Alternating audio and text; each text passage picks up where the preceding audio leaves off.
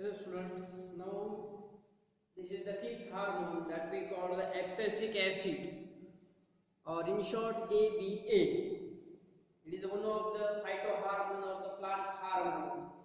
Now it is the natural inhibiting growth hormone. First point, it is the natural growth inhibiting hormone. Growth inhibiting hormone म्हणजे काय? They inhibit the growth, they stop the growth, or they inactive the growth of that plant. So they called the inhibiting growth hormone. They do not promote any process. They inhibiting that process. So that is a natural growth hormone. So the research on this abscisic acid, two scientists, that was the Carl and Abidocott. These scientists observed that, two scientists observed that what?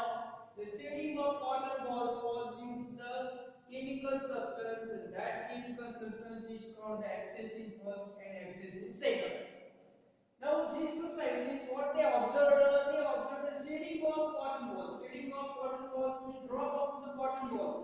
Cotton balls म्हणजे काय तुम्हाला माहिती असेल, cotton balls म्हणजे काय कापसाची बोंड जी असतात, कापसाची बोंड जी असतात त्यांना काय म्हणलं जातं, कॉटन बॉल्स म्हणलं जातं. मग ते कॉटन बॉल्स जे आहे कापसातून काय होतात ते ऑटोमॅटिक ड्रॉप आउट होत असतात, म्हणजे कापसाची बोंड जे गळत असतात. जे कॉटन आहे ते कॉटन फील्ड मध्ये जर कापसाची बोंड जर ऑटोमॅटिक जर गळत असताना ऑटोमॅटिक जर फॉल आउट होत असतात, त्याचं कारण काय आहे तर तिथे एक केमिकल सबस्टन्स सिंथेसिस झाला. त्या सबस्टन्सला म्हणलेले ॲब्सिसिक फर्स्ट आणि ॲब्सिसिक सेकंड कोणी म्हटलेलं आहे तर कार्ल्स एंड ॲब्रिकॉट या दोन सायंटिस्टने सांगितलेले first time.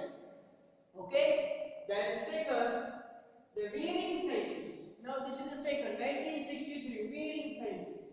This scientist also isolated substance from birds of Acer plant. This is the plant, from that plant they isolated the birds.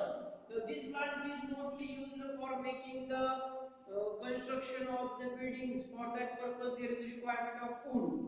जे मोठमोठे बिल्डिंग तयार करत असतात त्यावेळेस जे काही लाकूड जे लागत असते ते तयार करण्यासाठी हे एसर नावाचं प्लांट वापरले जाते. आणि त्या प्लांट्स मध्ये काय केले की बर्ड मधून एक सबस्टन्स आयसोलेट केला. बर्ड मधून म्हणजे काय, त्या प्लांटची जी कळी जी असते त्या कळीमधून काय केले की एक सबस्टन्स आयसोलेट केले. That substance induces the bud dormancy. Means due to that substance bud can not germinate, bud can not convert into the flowers. So that is maintaining the dormancy of the bird. म्हणजे बर्डची जी डॉर्मनंट condition आहे ती condition maintain ठेवायला कोण जो substance isolate केलेला आहे त्या सबस्टन्सचं नाव काय दिलंय त्या सायंटिस्टनं डॉर्मिन नाव दिले. काय नाव दिले? डॉर्मिन.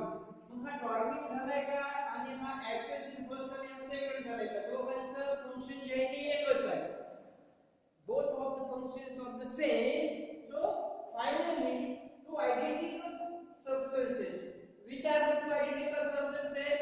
Abscisic first and abscisic second. This is the one substance and this is the second substance, that is dormine. Both given common name, and that common name is called the abscisic acid, or in short form ABA. This is the short form of the abscisic acid. म्हणजे तुमच्या लक्षात आलं का, हा जो ॲब्सिसिक acid नावाचा जो hormone आहे तो काय करत असतो तर बर्डची कंडिशन ही डॉर्मनंट फेज मध्ये ठेवायला, म्हणजे बर्ड पासून फ्लावर तयार होणार नाही. त्याच्यानंतर कॉटन बॉल्स जे फॉलो व्हायला लागले, म्हणजे जे काही कापसाची बोळे जी असतात ज्यावेळेस तिथे प्लांट्स मध्ये त्याची डेव्हलपमेंट होत असते त्यावेळेस ते ऑटोमॅटिक ते कॉटन बॉल जे फॉलो होत असतात. त्याचं कारण काय तर ॲब्सिसिक फर्स्ट आणि सेकंड हे दोन सबस्टन्स तयार झालेले असतात. Now, then where this hormone is synthesized? Now, this hormone is synthesized in leaves, fruits, roots, and seeds. Means in the different parts of the plants, the seed, roots, fruits, leaves. There is a synthesis takes place in the different parts of the plants, and that causes some physiological effects and their application. Now, this hormone having the chemical structure, that is the 15 carbon sesquiterpenoid, and that is synthesized from the carotenoid we call the melanoic acid. That is the chemical nature of this abscisic acid. Now our important point is the physiological effect and their application. of this hormone. आता एक सुरुवातीला तुम्हाला introduction मध्ये सांगितलं की हा हार्मोनची discovery कशी झाली आणि तो कशा पद्धतीने त्याचं फंक्शन दाखवतोय. तर हे सगळ्यात महत्त्वाचं पहिला पॉईंट तर फंक्शनचाच आहे की नॅचरल ग्रोथ इनिबिटिंग हार्मोन म्हटले ते. त्याची डिस्कव्हरी करण्यासाठी दोन सायंटिस्टचा जो रिसर्च आहे तो महत्त्वाचा आहे. त्याच्यानंतर या हार्मोन्सचं सिंथेसिस कुठं होतंय, प्लांट मध्ये होते सगळ्यांना माहिती आहे. पण प्लांट मध्ये कोणत्या पार्ट मध्ये तो हार्मोन तयार होतो तो पॉईंट माहिती असणे गरजेचे आहे ना. प्रत्येक हार्मोन जो आहे, each and every hormone they are synthesized in the plant, but actually their position, actually their location is very important. Now these hormones they can synthesize in leaves, roots and seeds. Now the role of this hormone here is the I have write down these points.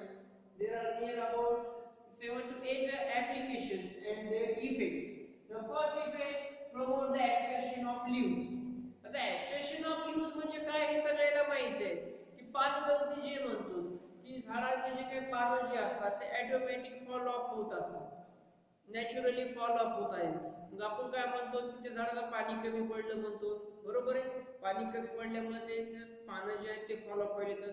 पण त्यासोबतच पाण्याचं प्रमाण जर योग्य प्रमाणात असलं आणि तिथं जर त्या प्लांट्स मध्ये जर हा हार्मोन तयार झालेला असला तरी सुद्धा ते लीफ जे आहे ते ऑटोमॅटिक नॅचरली काय होत असतात तर फॉल ऑफ होत असतात. मग ते कशामुळे तर तिथं ऍब्सेशन लेयर तयार होत असते. ऍब्सेशन लेयर तयार होते म्हणजे तिथं काय तयार होत असते, ऍब्सेसिक ऍसिड तयार होते. आणि हे ऍब्सेसिक ऍसिड तयार झालं की लीव्हज जे आहेत देठापासून काय होतात तर नॅचरली फॉल ऑफ होत असतात. First application and effect. Second, this hormone induces the dormancy in many plants. Dormancy means that cannot able to germinate in other phase. Dormancy मध्ये काय होतंय की तिथे मेटाबॉलिकल ज्या काही फेजेस असतात त्या पार्टच्या सीडच्या असल्या कंडिशन किंवा बर्डच्या असल्या ते सगळे तात्पुरत्या स्वरूपात काय केलं ते स्टॉप करून ठेवतात. त्याला म्हटलं जातं डॉर्मन्सी. या हार्मोनमुळे काय व्हायला लागले तर भरपूर प्लांट मध्ये डॉर्मन्सी कंडिशन डेव्हलप होत असते. आणि डॉर्मन्सी डेव्हलप झाल्यामुळे काय होतंय की तिथून जर्मिनेशन होत नाही किंवा तिथून नेक्स्ट प्रोसेस होत नाही. तिथंच प्रोसेस काय केली जाते की तात्पुरत्या स्वरूपात पॉज केली जाते. पॉज केल्यामुळे आपण असं म्हणतो की ते डेड पार्ट झालं, डेड होत नसते, इनएक्टिव्ह होत असते. जेव्हा फेवरेबल कंडिशन येईल तेव्हा ते पुन्हा ऍक्टिव्ह होऊ शकते. त्याला डॉर्मन्स कंडिशन म्हटलं जाते. That induces dormancy in many plants. Second, application and function. Third, that can control the dormancy in the bud and seeds by the physiological processes. वेगवेगळे जे काही ग्रोइंग प्रोसेस असतात प्लांट्स मधल्या त्या प्रोसेस द्वारे हा हार्मोन काय करतो की बडची डॉर्मन्सीवर कंट्रोल ठेवते, सीडच्या डॉर्मन्सीवर कंट्रोल ठेवत असते. म्हणजे ती डॉर्मन्स फेज मध्ये ठेवायचं का नाही ठेवायचं हे कोण कंट्रोल करणार तर हा ABA नावाचा हार्मोन कंट्रोल करत असतो. Now these hormones accelerate the senescence of leaves, flowers and fruits. पण जे काही फॉलो अप होत आहे पानं जे आहेत त्या फ्रुट्स जे आहेत ते लीव्हज आहेत ते जे काही फॉलो अप होत असतात प्लांट पासून नॅचरली सेपरेट होत असतात त्याचं ऍक्सेलरेशन होणं म्हणजे जास्त प्रमाणामध्ये जर फुलं गळती, पान गळती किंवा फ्रूट फॉलो अप होत असेल तर त्याचं कारण काय आहे तर ABAचं प्रमाण वाढलंय असं इंडिकेट होत असतं. It inhibits and delays the cell division and cell elongation. Means the elongation and cell division process can be inactive and can be stopped. So there is no growth, there is no multiplication. That can be delayed. That is the next function that it acts as a stress hormone.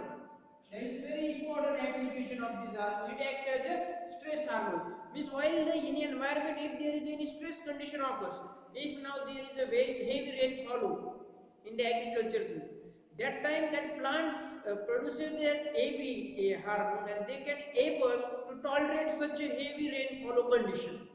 So that is called the stress hormone. The stress hormone म्हणजे काय की simple आहे की आता पावसाळा चालू आहे, पावसाळ्यात भरपूर पाऊस पडला त्याच्यामुळे पाण्याचं प्रमाण वाढलं. पण अशा काळामध्ये सुद्धा काय होते की काही प्लांट जे असतात जास्त पाण्यामध्ये सुद्धा टिकून राहतात.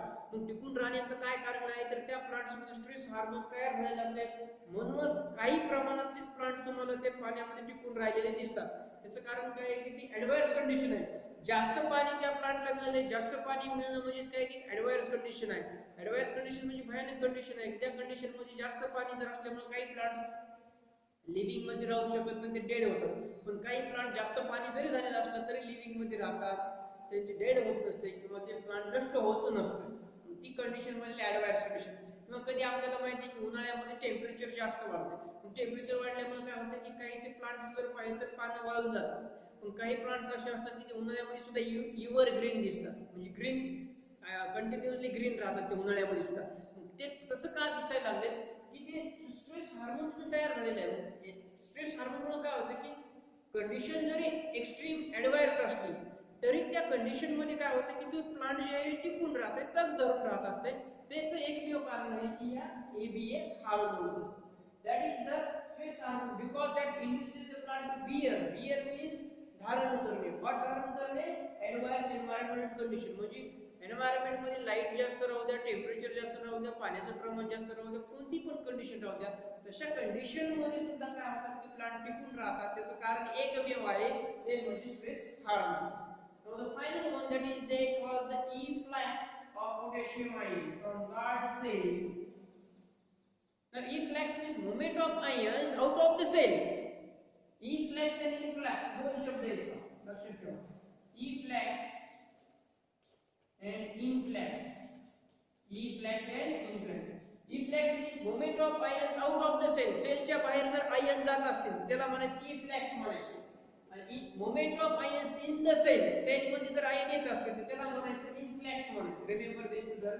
Now here is the efflux of the potassium ions of the guard cells that is present in the lower epidermis of the TS of leaf. TS of leaf जर स्ट्रक्चर पाहिलं, lower epidermis ला guard cells present असतात. Due to the potassium ion goes out of that cell, there is a closing of stomata. Closing of stomata. Such a process is called the anti-transparent. Anti-transparent. Anti-transparent means against the transference, against the transpirations. Against the transpiration. Transpiration, it is one of the process. From that process, there is a loss of water from the leaves in the form of vapor. झाडाच्या पानामधून जर गॅसेसच्या form मध्ये जर water loss होत असेल तर त्याला म्हटलं जाते ट्रान्सपिरेशन. आणि इथं ते ट्रान्सपिरेशन कशामुळे होत आहे? Due to the opening of stomata. Stomata open असल्यामुळे इथे ट्रान्सपिरेशन होत असते. पण इथं काय सांगितलं आपण, स्टोमॅटा काय व्हायला लागलाय? क्लोज व्हायला लागलाय. स्टोमॅटा क्लोज व्हायला लागलाय म्हणजे तिथे ती प्रोसेस काय व्हायला लागली? Against the transpiration. Against the transpiration म्हणून तिथं म्हटलं एंटी ट्रान्सपिरेशन. ही एंटी ट्रान्सपिरेंट कोणामुळे घडत आहे? तर या ABA हार्मोनमुळे घडत आहे. ABA हार्मोन का घडत आहे? ABA हार्मोन या गार्ड सेल ऍक्ट होत असतो आणि गार्ड सेल मध्ये पोटॅशियम आयन जे आहे ते सेलच्या बाहेर टाकले जाते आणि पोटॅशियम आयन सेलच्या बाहेर गेल्यामुळे तिथे स्टोमॅटा काय होत असतो? क्लोज होत असतो. त्या प्रोसेसला म्हटलेलं आहे एंटी ट्रान्सपिरेंट म्हणतात. This is about the ABA hormone, that is abscisic acid. Remember, these are the physiological effects and their application.